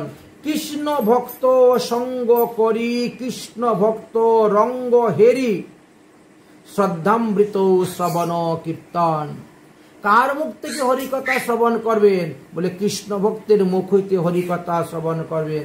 কার সঙ্গে চলাফেরা করবেন, উঠা বসা করবেন? বলে কৃষ্ণ ভক্তের সঙ্গে। এবং রঙ্গ বলতে কি বলছেন? কৃষ্ণ ভক্তের রঙ্গ হেরি। রঙ্গ বলতে একজন কৃষ্ণ ভক্ত যেমন ঊর্ধ্বপুণ্ড তিলক ধারণ করে, গলাতে তুলসীর মালা ধারণ করে, ভগবানকে নিবেদন করে, প্রসাদ গ্রহণ করে, সেটা আমাদেরকেও করতে হইবে। এই জন্য বলছেন কৃষ্ণ ভক্তের সঙ্গ হেরি কৃষ্ণ ভক্তের রঙ্গ করি শ্রদ্ধামৃত শ্রবণ কীর্তন। অর্চন স্মরণ ধ্যান। প্রত্যেকের গুরুদেবেই প্রত্যেকে ভগবানের কিভাবে সেবা পূজা অর্চন করতে হয় তার একটা পদ্ধতি শিক্ষা দিয়ে থাকেন, আর এটা কর্তব্য গুরুদেবের। ভগবানের চরণে আপনি কিভাবে অর্চন করবেন? তুলসী পাতা এইভাবে দিবেন না ওইভাবে দিবেন না, এইভাবে দিবেন না ওইভাবে দিবেন, এটা তো গুরুদেব আপনাকে শিখিয়ে দিবেন। শুধু খালি কানের মধ্যে ফু দিলেই আপনার দায়িত্ব শেষ নাই, আপনার অনেক দায়িত্ব আছে। অর্চন কিভাবে করবেন, ঠাকুর কিভাবে জাগাবেন, ঠাকুর কিভাবে শয়ন দিবেন, কিভাবে তার ভোগ লাগাবেন, কিভাবে স্নান করাইবেন, এই যে অর্চন, অর্চন উনাকে শিক্ষা দিবেন। তারপরে স্মরণ। আপনি কোথাও গিয়েছেন, বিগ্রহ নিয়ে যেতে পারেন না, আপনি চোখ বন্ধ করে সেখানে বসে বসে মানসিক চিন্তনের দ্বারা আপনি ভগবানের সেবা পূজা করতে পারেন। ধ্যান। ওই যে আপনাকে বীজ দিলেন, ভগবানের বীজ মন্ত্র, ওই মন্ত্রের মধ্যেই সেই দেবতা অবস্থান করতেছেন। যার বীজ আপনি পেয়েছেন ওই বীজের মধ্যেই ওই অধিষ্ঠাত্র দেবতা অবস্থান করতেছেন। শ্রীকৃষ্ণের বীজ জপ করতেছেন মানে কৃষ্ণ এখানে অবস্থান করতেছেন। তাই অর্চন স্মরণ ধ্যান নববিধা ভক্তি মহাজ্ঞান, এই ভক্তি পরম কারণ। যদিও আমাদের ভক্তির অঙ্গ 64 প্রকারের আছে, তার মধ্যে 10টি আমাদের করণীয়, 10টি আমাদের বর্জনীয়, মানে 10টি গ্রহণীয়, 10টি হলো গ্রহণীয়, 10টি হলো বর্জনীয়, আর 44টা হলো করণীয়। তাই আমাদেরকে এই 10টা গ্রহণীয়ের মধ্যে 64 প্রকার ভজনের মধ্যে 9 প্রকার ভজনের কথা আমাদেরকে বলে গেছেন। শ্রবণম কীর্তনম বিষ্ণু স্মরণম পাদ সেবনম অর্চনম বন্দনম দাস্য সৈক্য আত্ম নিবেদনম, এই নববিধা ভক্তির কথা আমাদেরকে বর্ণন করে গিয়েছেন। কিন্তু নববিধা ভক্তি যদি আপনি নাও যাজন করতে পারেন, তাহলে তার মধ্যে তো 5টা যাজন করেন, যাহা মহাপ্রভু বলে গিয়েছেন। সাধুসঙ্গ, নাম সংকীর্তন, ভাগবত শ্রবণ, মথুরায় বাস, শ্রদ্ধায় বিগ্রহ সেবন, এই 5 অঙ্গ সাধন করেন। আর তাও যদি না করতে পারেন, তাহলে যে কোনো একটাকে ধরে রাখেন 9টার মধ্যে বা 5টার মধ্যে। এক অঙ্গ সাধে কিংবা সাধে বহু অঙ্গ, নিষ্ঠা হতেই হবে তার প্রেমেরও তরঙ্গ। তাই প্রেম ভক্তি লাভ করতে গেলে নিষ্ঠার সহিত, শ্রদ্ধার সহিত, ভক্তির সহিত, প্রেমের সহিত একইভাবে প্রতিদিন ভজন করে যেতে হবে। ঋষিকেশ গোবিন্দ সেবা না পুজিবে দেবী দেবা, এই তো অনন্য ভক্তির কথা। যদি অনন্য ভক্তি লাভ করতে চাও, তাহলে তোমাকে দেবদেবীর পূজা থেকে বিরত থাকতে হইবে, দেবদেবীর প্রসাদ পাওয়া থেকে বিরত থাকতে হইবে। আর যত উপলব্ধ বিষয়ে সকলই রব্দ, দেখি লাগে মনেতে ব্যথা। কারণ দেবদেবীর পূজা যদি আপনি করেন, তারা আপনাকে টানবে তাদের দিকে, আপন আপন স্থানে প্রীতি সবাই টানে, ভক্তিপথে দিবে যে বিগতি, তখন আপনার ভক্তিপথে অগ্রসর হতে পারবেন না। আর কি করতে হবে? হরিভজন করতে গেলে আমাদের দেহের মধ্যে যে 6টা রিপু আছে, এই 6 রিপুকে দমন করার জন্য চেষ্টা করতে হবে। দেহে বৈশে 6 রিপু, যতে ক ইন্দ্রিয়গণ কেহ কারে বাধ্য নাহি হয়। কেউ কাউকে বশ করতে পারে না, একমাত্র বুদ্ধির দ্বারা আপনি তাদেরকে বশ করতে হইবে। দেখেন, এই মুখের ভিতরে 32টা দাঁত আছে, তার মধ্যে জিহ্বাটা আছে।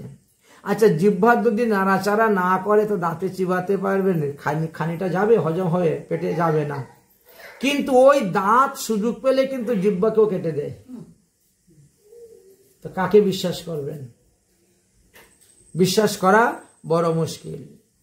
এই জন্য বলছেন, দেহের মধ্যে যে 6 রিপু আছে, একজনে আরেকজনের কথা শুনে না, একজনে আরেকজনের কথা মানতে চায় না। শুনিলে না শুনে কানে, জানিলে না জানে প্রাণে। আর আমরা যদি কোথাও পাঠ কীর্তন করতে শুনতে যাই, শুনলেও যেন কানে শুনি না, জানলেও যেন জানি না। হরিবাসরের কথা হরিবাসরে রেখেই আমরা ঘরে চলে যাই। এই কারণে আমাদের পরিবর্তন হয় না। আর পরিবর্তন না হলে তো লাভ হবে না। এক পা যখন আপনি সামনে অগ্রসর হবেন, তো পিছনে পা তো তুলবেন, তবে তো আপনি সামনে অগ্রসর হবেন। ঠিক তেমনি ভাবে কোনো কিছুকে পেতে গেলে কিছু ছাড়তেও হয়। সামনে যদি অগ্রসর হতে গেলে যেমন ছাড়তে হয়, তাই ভগবান পদপদ্ম লাভ করতে গেলে আমাদেরকে অনেক কিছুই পরিত্যাগ করতে হয়। কাম, ক্রোধ, লোভ, মোহ, মত, মৎসর্য আদি দম্ভ সহ, এরা এক একটা রিপু, বড় শক্তিশালী। স্থানে স্থানে নিযুক্ত করিব, এদেরকে দেহ থেকে কেটে ফেলা দেওয়া যাবে না। এরা এক একজন একবার হর্স পাওয়ার, ঘোড়ার মতন, যখন যেদিকে খুশি টেনে নিয়ে যাবে, আর আপনার এই দেহটাকে সেই গর্তের মধ্যে নিয়ে ফেলে দিবে। ওখান থেকে ওঠা বড় মুশকিল। তাহলে এদেরকে কি করা যায়? এদেরকে সাধু সঙ্গের দ্বারা তাদেরকে বশ করে তাদের গতিকে পরিবর্তন করা যায়, তাদেরকে বশ করা যায়। নিযুক্ত করতে হবে কোন কোন স্থানে কাকে, সেই কথাও আমাদের মহাজনগণ বলে গেছেন। তাই আনন্দ করিয়া হৃদয় রিপু করি পরাজয় অনাহাসে গোবিন্দ ভজিব। ভগবানকে ভজন করতে গেলে আগে আমাদেরকে 6 রিপুকে দমন করতে হবে। কারণ দেখো একই সরল রেখার মধ্যে কতগুলো ইন্দ্রিয় দাঁড়িয়ে আছে। চক্ষু ইন্দ্রিয়, জিহ্বা ইন্দ্রিয়, উদর উপস্থ সবাই দাঁড়িয়ে আছে। তো যেভাবে চোখে দেখবেন, যেভাবে মুখে আহার দিবেন, আপনার মনের মধ্যে সেইভাবে ক্রিয়া করবে। এই জন্য ভালো বস্তু আমাদেরকে দেখার কথা বলছেন, ভালো বস্তু গ্রহণের কথা বলছেন। কারণ আহার যদি শুদ্ধ হয় তাহলে আপনার সত্তা শুদ্ধ হবে, সত্তা শুদ্ধ যদি হয় আপনার দেহ শুদ্ধ হবে, আর দেহ যখন শুদ্ধ হবে আপনার পঞ্চ জ্ঞান ইন্দ্রিয়, পঞ্চ কর্মেন্দ্রিয় শুদ্ধ হবে, আর আপনার ইন্দ্রিয় যখন শুদ্ধ হবে তখন আপনার বুদ্ধি শুদ্ধ হবে, আর বুদ্ধি যখন শুদ্ধ হবে তখন মন শুদ্ধ হয়ে যাবে। এই জন্য একটার সঙ্গে আরেকটার কিন্তু সম্পর্ক আছে। এই জন্যই সদাচার পালনের কথা আমাদেরকে বলছেন। কৃষ্ণ সেবা কামর্পণে ক্রুধ ভক্ত দৃশিজনে লুভ সাধু সঙ্গে হরি কথা। এই লুভটাকে আমরা যে টাকা পয়সা বৃদ্ধির জন্য লাগাই তাহলে হবে না। লুভটাকে লাগাতে হবে সাধুমুখে হরি কথা শ্রবণ করার জন্য। আর কাম মানে কামনা বাসনা, কামনা বাসনাকে লাগাতে হবে কৃষ্ণ সেবায়, কাম কৃষ্ণ কর্মার্পণে। কৃষ্ণের জন্য ফুল নিয়ে আসবো, কৃষ্ণের জন্য তুলসী নিয়ে আসবো, কৃষ্ণের জন্য মালা গেঁথবো, কৃষ্ণের জন্য বাজার করব, কৃষ্ণের জন্য রান্না করব, কৃষ্ণের জন্য ভোগ দিব। এই তো কাম কৃষ্ণ কর্মার্পণে। কাম কৃষ্ণ কর্মার্পণে ক্রুধ ভক্ত দৃষ্টি জনে, যেখানে দেখবেন সাধুগুরু বৈষ্ণবের নিন্দা করতেছে, শাস্ত্রের নিন্দা করতেছে, ভগবানের নিন্দা করতেছে, সেখানে তোমাকে রুখে দাঁড়াতে হবে। ক্রুধ ভক্ত দৃষ্টি জনে বলছেন মোহহিষ্ট লাভবিনে, ভগবান পাদপদ্ম লাভ করার জন্য আমার মোহটাকে লাগিয়ে দিতে হবে, আর কোনো কিছু নয়। আর মদ কৃষ্ণ গুণগানে, ভগবান শ্রীকৃষ্ণের গুণগান গাইতে গাইতে একেবারে মত্ত হয়ে যেতে হবে। এমন ভাবে মত্ত হতে হবে যে বাইরের কোনো চিন্তা যাতে ভিতরে প্রবেশ করতে পারে না। নিযুক্ত করিয়া যথা তথা অন্যত্র স্বতন্ত্র কাম। যদি কৃষ্ণ ভজন না করেন তাহলে এই দুর্বার কামকে আপনি দমন করতে পারবেন না। অন্যতা স্বতন্ত্র কাম অনর্তাদি যারধাম ভক্তিপথে সদা দিবে ভঙ্গ। এই কামকে জয় করা না পর্যন্ত আপনি ভক্তি রাজ্যে যেতে পারবেন না। আপনার বাধা দিবে, আপনার রাস্তার কাটা হয়ে দাঁড়াবে এই কাম। তাই ভক্তিপথে সদা দিবে ভঙ্গ। তাহলে কি করা যায়? বলে কি বাবা করিতে পারে কাম ক্রোধ সাধকের, যদি হয় সাধুজনার সঙ্গ। যদি আমরা সবসময় সাধু গুরু বৈষ্ণবের সঙ্গ করি তাহলে এই কাম ক্রোধ লোভাদি আমাদেরকে কিছুই করতে পারবে না। অতএব 6 রিপু সদাহীন, 6 রিপুকে একেবারে পরাজিত করে রাখতে হবে, হীন করে রাখতে হবে। 6 রিপু সদাহীন করিয়া মনের অধীন কৃষ্ণচন্ড করহ স্মরণ। 6 রিপুকে দমন করে ভগবান শ্রীকৃষ্ণের ভজন করে যাও, তাহলেই তোমার মঙ্গল হইবে। আপনি পালাবে সব, আপনার সমস্ত অমঙ্গল অশুভ সব পালিয়ে যাবে, আপনার 6 রিপু দমন হয়ে যাবে। আপনি পালাবে সব শুনিলে গোবিন্দ রব। যখন আপনি ভগবানের গুণগান কীর্তন করবেন আপনার সবকিছু পালিয়ে যাবে। আপনি পালাবে সব শুনিলে গোবিন্দ রব, সিংহ রবে যেন করিগণ। সিংহ যখন গর্জন করে তখন দেখবা হাতিগুলা সব দৌড়ে পলায়ন করে, হরিণগুলা সব দৌড়ে পলায়ন করে সিংহের গর্জন শুনলে। ঠিক তেমনি ভাবে ভগবানের নাম সংকীর্তন যদি করেন তাহলে আপনার সব পলায়ন অশুভ অমঙ্গল সব চলে যাবে। তাই সকল বিপত্তি যাবে, পরমানন্দ সুখ পাবে যারা করে একান্ত ভজন।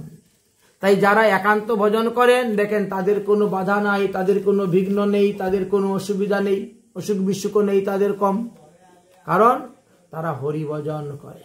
যারা হরি ভজন করেন হরি তাদেরকে রক্ষা করেন, হরি তাদের খাওয়া দাওয়ার ব্যবস্থা করে দেন।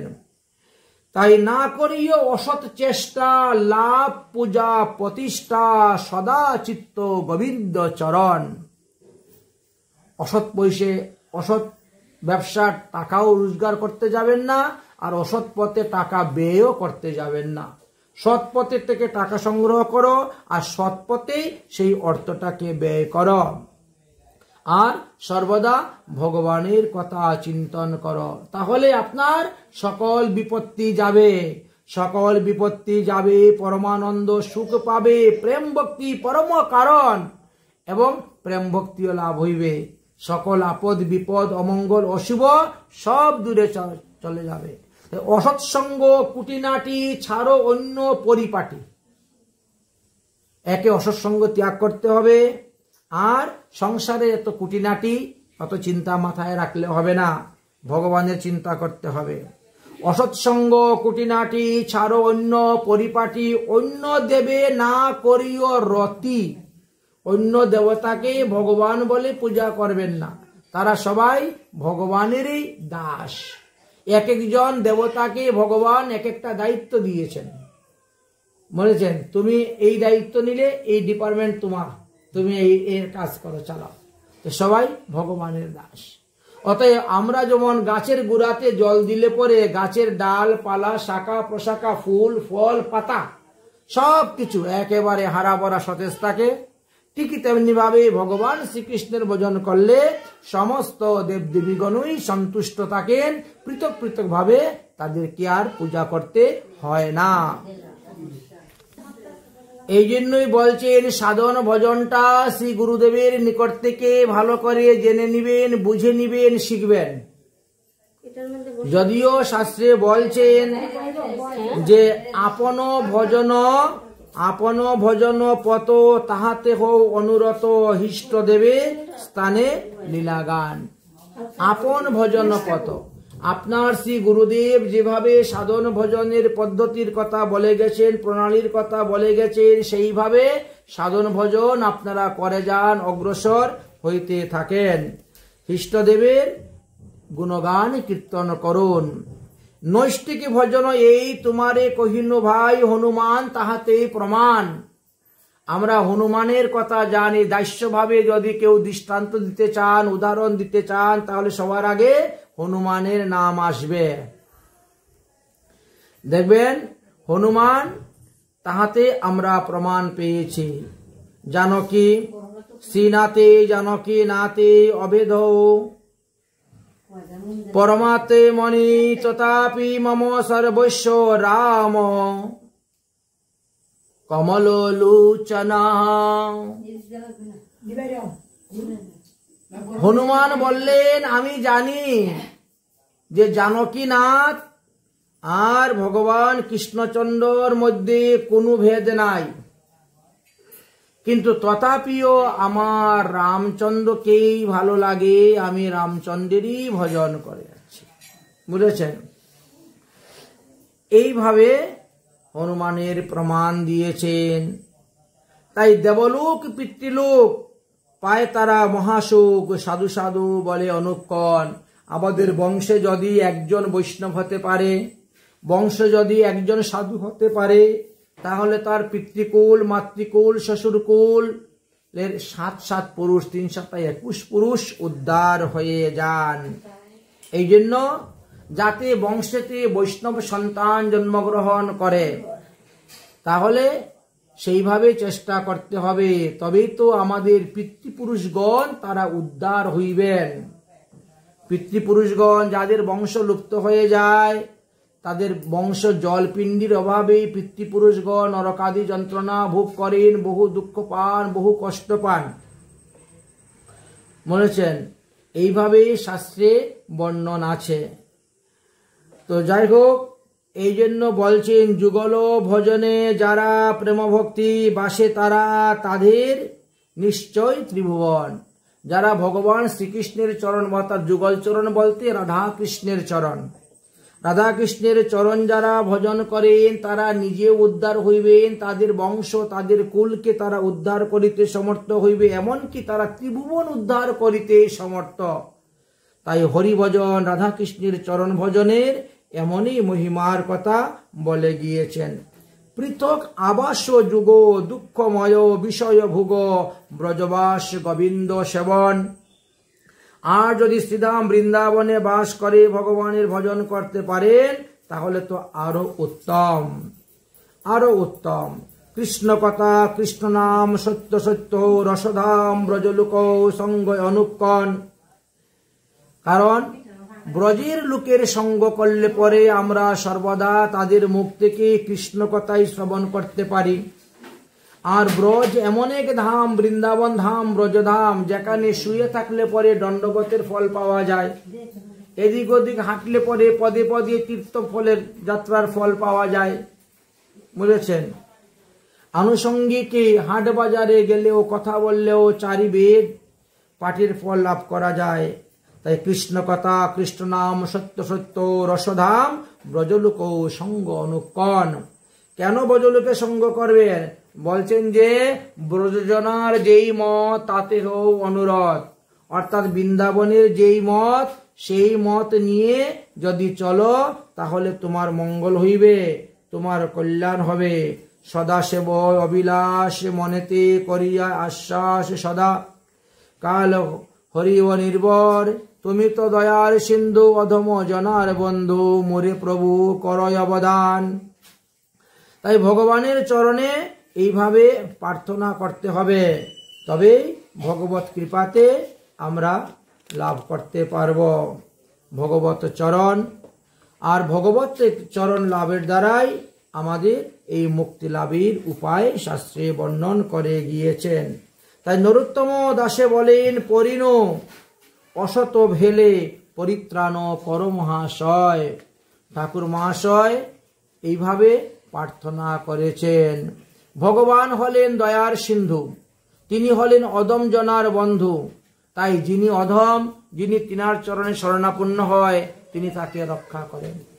জগাই মাদাই হইতেও কিন্তু আমরা আরো বেশি পাপী, আরো অধম। তো জগাই মাদাইকে যেমন ভগবান রক্ষা করেছেন, আমাদেরকেও সেইভাবে রক্ষা করবেন, কারণ তিনি হলেন অধম জনের বন্ধু। ভগবানের চরণে যিনি আত্মসমর্পণ করে দিয়েছেন, বলছেন ভগবান তাকে তিনি আত্মসম করে নেন। তাই দীক্ষাকালে ভক্ত করবে আত্মসমর্পণ, অতএব কৃষ্ণ তাকে করেন আত্মসম। জগাই মাদাইকে বলছেন, অরে জগাই অরে মাধাই, তোরা আজকে আমাদের চরণাশ্রয় করলে, তাদেরকে একটা কথা বলি শুন। কোটি জন্মে যত পাপ আছে তোর, আর যদি না করি সব দায় মোর। ভগবান সব নিয়ে নিলেন। জগাই মাদাইয়ের যত পাপ ছিল সমস্ত পাপ, কি বললেন? আর করিস না, আর যদি না করিস সব দায় মোর। তাই দীক্ষা গ্রহণের পর আমাদেরকে সদাচার পালন করার কথা বলে গিয়েছেন। সেখানে আর জীবহিংসা করতে নাই, কোনো প্রাণীহিংসা করতে নাই, এই কথা বলে গিয়েছেন। নরোত্তম দাস ঠাকুর মহাশয় তিনার নিজের জীবনীর কথা বলতে গিয়ে ভগবানের কাছে প্রার্থনা করছেন, হে ভগবান, পরিণু অসত ভুলে কাম তিমিলঙ্ঘ গিলে, ওহে নাথ কর পরিত্রাণ। এই আমাদের দেহের মধ্যে যে ছয় রিপু কামাদি, এ আমাকে শেষ করে দিচ্ছে, অতএব তুমি আমাকে কৃপা করো। যাবত জন্ম মোর অপরাধে হইনু ভূর, জন্মের পর থেকে আমরা কত পাপ কত অপরাধ করে যাচ্ছি। আবার আমরা কপটতা নিয়ে ভজন করতেছি, লোক দেখানোর জন্য ভজন করি। নিষ্কপটে না ভজিনু তোমা, মান যশ প্রতিষ্ঠার জন্য আমরা সাধন ভজন করি, লোককে দেখাই। নিষ্কপটে না বুঝিনু, এগুলা হলো কপটতা, কপটতা বলা হয়েছে। জন্মের পর থেকেই সেরকম করা যাচ্ছি। তথাপিও তুমি গতি না ছাড়িও প্রাণপতি, মুসম নাহিক অধমা। তুমি আমার প্রাণপতি, তুমি আমার আত্মারাম, আমি তোমার চরণে দেহ দেহ সমর্পণ করে দিয়েছি, তুমি আমাকে ত্যাগ করিও না। আমি ভুল করতেছি, তুমি আমাকে শাস্তি দাও, তথাপিও তুমি আমাকে ত্যাগ করিও না। মহাজনগণ বলেন যে হে ভগবান, তুমি তোমার নজর আমার থেকে তুলে নিও না, আমার উপরেই কৃপা দৃষ্টি রাখো। আমি ভুল করতেছি, এর জন্য তুমি আমাকে শাস্তি দাও, তথাপিও আমাকে ত্যাগ করে চলে যেও না। যদি হই অপরাধী তথাপিও তো তুমি গতি, সত্য সত্য যেন সতীর গতি।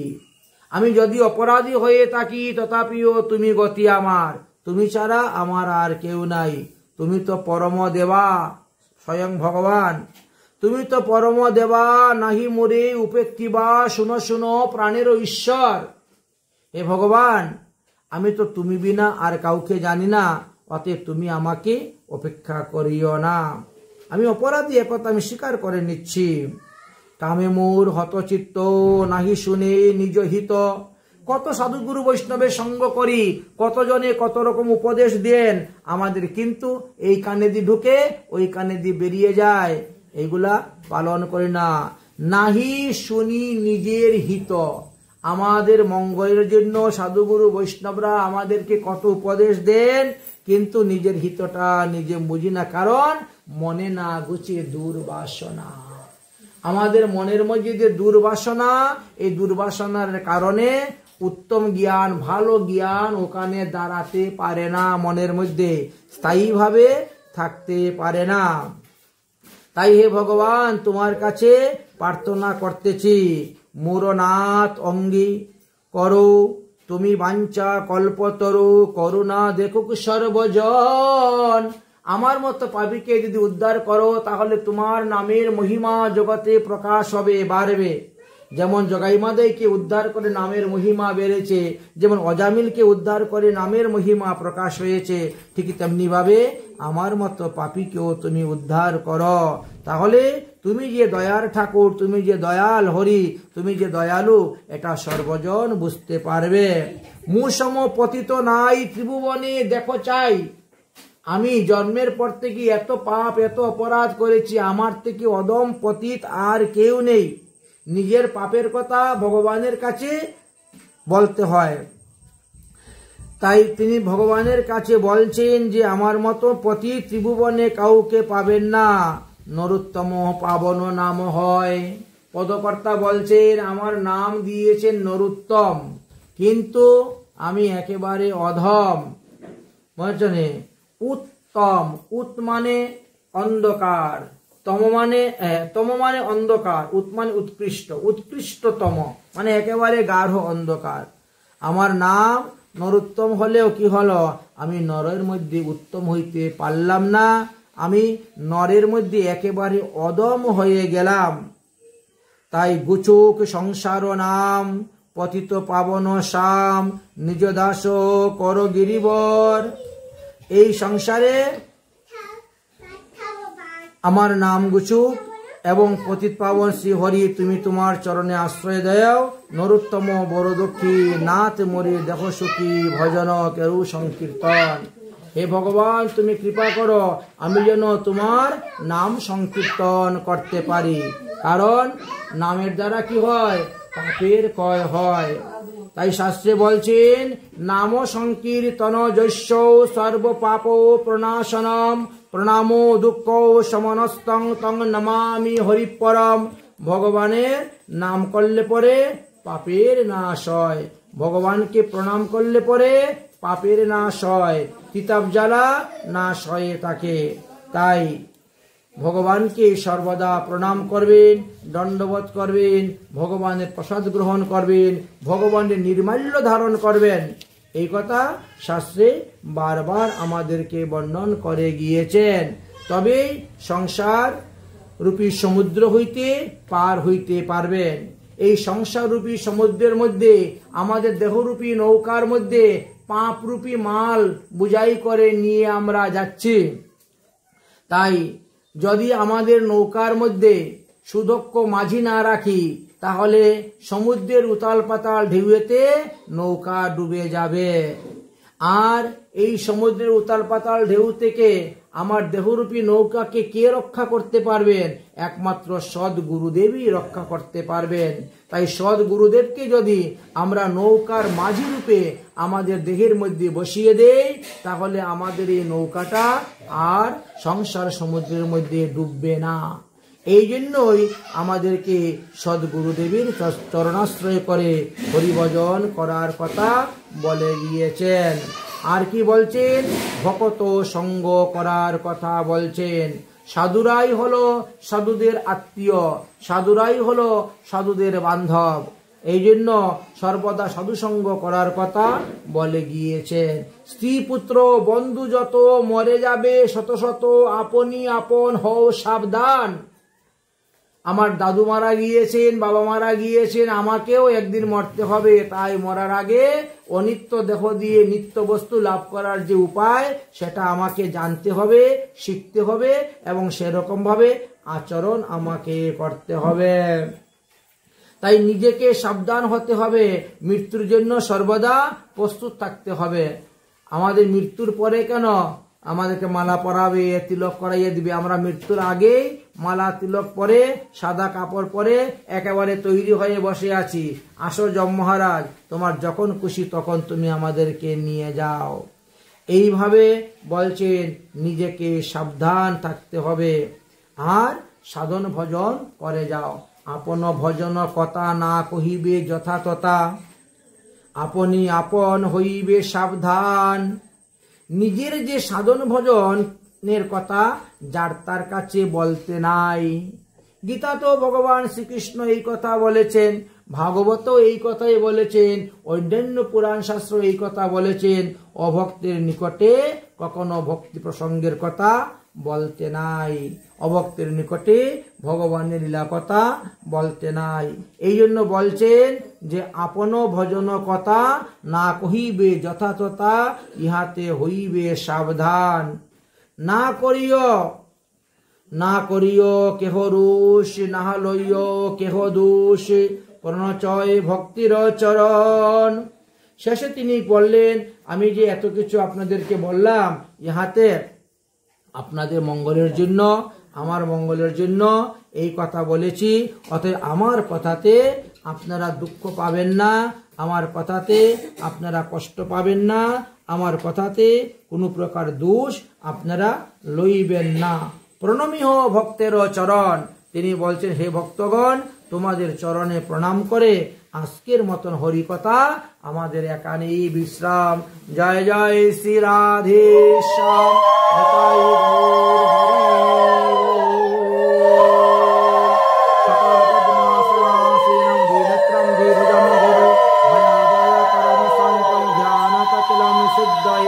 जदत्करं पदवष्टं मात्रहीनश्च यद्भवेत् तत्सर्वकमतां देवं परमेश्वरम्। ओम सर्वे भवन्तु सुखिनः, सर्वे सन्तु निरामया, सर्वे भद्राणि पश्यन्तु, मा कश्चित् दुःखभाग् भवेत्। ओम शांति, ओम शांति, ओम शांति। नाउ कीर्तन करो। गौरांग तुमी मोरे दया नाचारी, ओ गौरांग तू